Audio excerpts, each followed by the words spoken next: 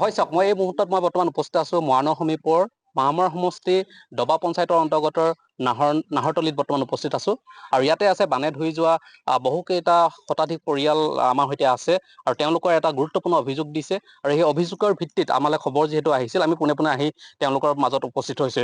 মই পোনে পোনে তেওঁলোকৰ পৰাই ভুক্তভোগী পৰিয়ালসমূহৰ পৰাই জানিব বিচাৰিছোঁ, বানে ধুই গ'ল, বহুকেইটা দিন পানীৰ তলত থাকিলে, নিজৰ যিসমূহ বহু বছৰ ধৰি গোটোৱা সম্পদসমূহ নিশ্চয় নষ্ট হৈ গৈছে বা খেতিপথাৰ নষ্ট হৈছে। আৰু তাৰ মাজতে মুখ্যমন্ত্ৰীগৰাকীও যি সাহায্য আহিছিল বা আপোনালোকৰ যি অভিযোগটো দাঙিবৰ বাবে আমাক মাতিছিলে আজি, আৰু কি হৈছে প্ৰকৃত ঘটনাটো কি হৈছে ক'ব? এতিয়া আপোনালোকে গ'লে দেখিব ভিতৰুৱা জেগাবিলাকত যথেষ্টখিনি এতিয়াও মানুহ সোমাব পৰা নাই। গৰিষ্ঠ সংখ্যকেই বানত আক্ৰান্ত বুলি ক'ব লাগিব।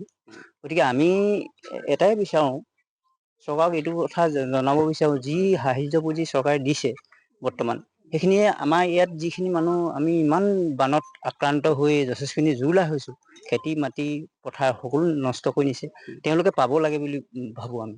যি 15,000 টকাটো তেওঁলোকে সঁচাকৈ পাব লাগে, তেতিয়াহে। আপুনি পাইছেনে? আমি পোৱা নাই এতিয়ালৈকে বাৰু। ঘৰ কি কি নষ্ট হৈছে? ঘৰটো বুৰিছে, গৰু গোহালি বিলাক বুৰিছে, হাঁহ কুকুৰা লোকচান হৈছে, তাৰপিছত খেতি পথাৰ লোকচান হৈছে। এতিয়াও আমি খেতি শেষ কৰিব পৰা নাই, লাগি থাকিবলগীয়া হৈছে এতিয়াও। গতিকে এইখিনি আমি জনাব বিচাৰিছোঁ চৰকাৰক, যাতে সমদৃষ্টিয়ে চাই পেলাই সকলোকে দিয়া ব্যৱস্থা কৰে। হয়, এজন জ্যেষ্ঠ লোকৰ ব্যক্তি, মই আপোনাৰ কাষলৈকে আহিছোঁ। কি ক'ব বিচাৰিব? এই খেতি পথাৰ যিহেতু বানে ধুই যোৱাৰ পিছত এতিয়া আপোনালোক ব্যস্ত হৈ থকা সময়, কিন্তু তাৰ মাজতে আপোনালোক আজি এনেদৰে একত্ৰিত হ'বলগীয়া হৈছে। কিয় হ'বলগীয়া হৈছে আৰু কিমানটা পৰিয়ালৰ এনেধৰণৰ সমস্যাত ভুগি আছে? হয়, এটা বহুত দুখৰ বিষয়। আজি যথেষ্ট ব্যস্ততাৰ মাজতো আমি একগোট হ'ব লগা হৈছে। আমি যি প্ৰাকৃতিক দুৰ্যোগ বানপানী আমাৰ এই অঞ্চলত বিভীষিকাৰ সৃষ্টি কৰিলে, তাত বহুতখিনি মানুহৰ খেতি পথাৰ পৰা আদি কৰি শাক পাচলিলৈ মোৰ এজন সতীৰ্থ আছে, তেখেতৰ এখন বাৰীও আছিল, তেখেতৰ যথেষ্ট ক্ষতি সাধন হৈছে। কিন্তু তেওঁলোকে যি ধৰণে ক্ষতিপূৰণ পাব লাগিছিল, বা যি হিচাপে আমি এতিয়া বিশেষকে আজি আমাৰ এই মুখ্যমন্ত্ৰী এককালীন সাহায্যটোৰ ওপৰতে বিশেষ আলোচনা কৰিবলৈ আহিছোঁ। কিন্তু এই সাহায্যটো পোৱাৰ ক্ষেত্ৰত আমি যিটো আগেও কৈ গৈছোঁ, যিটো দেখা পালোঁ, তেনেকুৱা ধৰণৰ হ'ব নালাগে। আমি বহুত দুখিত। পঞ্চায়তটো কি পঞ্চায়ত হয় এইটো? দবা পঞ্চায়ত।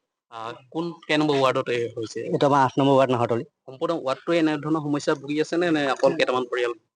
আমাৰ বেছি সংখ্যক পৰিয়ালে পাবলৈ সক্ষম হোৱা নাই, কিন্তু প্ৰায় 30টামান পৰিয়ালে পাবলৈ সক্ষম হ'ল নেকি। আৰু যিখিনি পাইছে সেইখিনি খাদ্য সামগ্ৰীবোৰ আহিছিল নাই? খাদ্য আহিছিল। কি কি পাইছে আৰু কি কি নাই পোৱা? খাদ্য কাপোৰ কানিৰ পৰা আদি কৰি বাকীখিনি সাহায্য প্ৰায় পোৱা হৈছিলে। হয়, আপোনালোক শিবিৰটো আছিলে?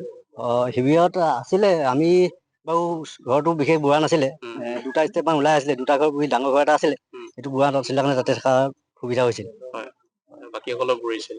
হয়। হয়, নতুন প্ৰজন্মও দেখিছোঁ, কি ক'ব বিচাৰিব? ইতিমধ্যে বানে ধুই গৈছে, জুৰুলা হোৱা এটা পৰিৱেশ চবফালে চাৰিওফালে দেখিলে এটা দুখ লগা বিষয়। আৰু তাৰ মাজতে আপোনালোকৰ মুখ্যমন্ত্ৰীগৰাকী যি এককালীন সাহায্য দিছিল, তাতো আপোনালোকৰ পোৱাৰ বাধা সন্মুখীন হৈছে বুলি কৈছে। নতুন প্ৰজন্ম হিচাপে কি ক'ব বিচাৰিব? এটা বহুত ডাঙৰ দুখৰ বিষয়। আজিৰ দিনত আমি সকলোৱে একত্ৰিত হৈ এটা প্ৰতিবাদ দৰে কাৰ্যসূচী ল'ব লগা হৈছে। কাৰণ আমাৰ ঘৰ দুৱাৰ বাৰী খেতি পথাৰ সকলোখিনি বেছিভাগেই নষ্ট হৈ গৈছে। মোৰ ঘৰতে এখন সৰু বাৰী আছিলে, তাতে পাণৰ পৰা আদি কৰি অমিতা সকলো বস্তু নষ্ট হৈ গৈছে। ইয়াতে চৰকাৰে যিটো 15,000 ঘোষণা কৰিছিল, সেইটো আমি যিকেইজনে যোগ্য মানুহ পাব লগা, তেওঁলোকে পোৱা নাই। আৰু আমাৰ ঘৰৰ ওচৰতে যিবিলাকৰ ঘৰত এটোপালো পানী সোমোৱা নাই, সিহঁতি পাইছে। এনেকুৱা ধৰণৰ হৈছে? তেনেকুৱা ধৰণৰ হৈছে। আমাৰ ঘৰৰ ওচৰত আপুনি গ'লেও চাব পাৰে। কেনেকে পাব? এই যে ভুলখিনি ক'ত হৈছে বুলি ভাবে? কাৰ গাফিলতিৰ কাৰণে? এয়া গাঁও প্ৰধানে হওক, নহ'লে আপোনাৰ স্থানীয় মেম্বাৰগৰাকী বা সভানেত্ৰী বা বিধায়ক, কাৰ গাফিলতিৰ কাৰণে এনেধৰণৰ হ'বলৈ পাইছে? যাৰ ঘৰত বানে নুবুৰাকে তেওঁলোকে পাবলৈ সক্ষম হৈছে, বা যিসকলে ভুক্তভোগী তেওঁলোকে পাবলৈ সক্ষম হোৱা নাই? যেতিয়া নেকি এখন গাঁৱত ক্ষতিগ্ৰস্ত হয়, বান যেতিয়া নেকি আহে, এখন গাঁৱত হোৱাৰ লগে লগে প্ৰত্যেক ঘৰৰে সমস্যা হয়। ইয়াতে যি ঘৰত অকণমানো ক্ষতি নাই হোৱা, সিহঁতি পাইছে, আমি পোৱা নাই। সেইটো এটা বহুত দুখৰ বিষয় মানে। গাফিলতি কোন ধৰত হৈছে? এজন গাঁও প্ৰধান যেতিয়া নেকি গাঁৱত